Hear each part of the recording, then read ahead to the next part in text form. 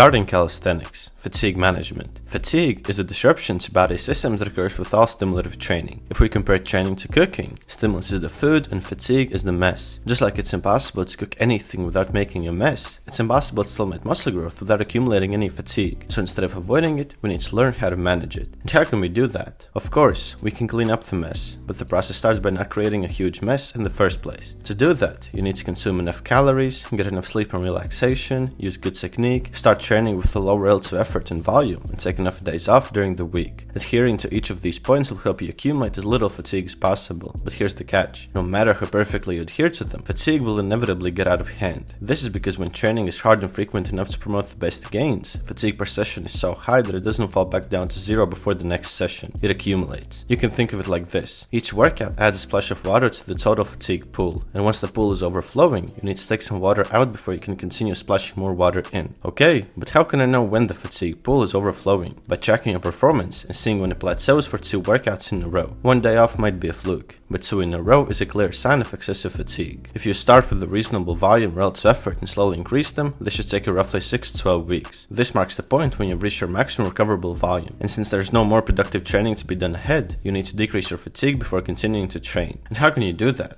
Simple, by taking time off from hard training. Your body naturally decreases your fatigue, so all you have to do is stop adding extra fatigue. This part of the mesocycle is called a deload, which usually is a week long, and during it you can either train very little or not train at all. By training very little, you'll essentially just maintain your gains during this time, but by not training at all, you might lose some gains. Which option you choose is up to you. Okay, but how little should I train? It's difficult to say precisely, but the easiest method is to simply cut your sets and reps in half and do 2 total sessions. If you did 14 sets of 10 push-ups in the last week of your mesocycle, do 7 sets of 5 push-ups during the deload. If you finish a deload workout thinking, this was too easy, you're doing it right. If you found this video helpful, make sure to check out the previous videos in this mini-series, and see you next time for a video on training program creation.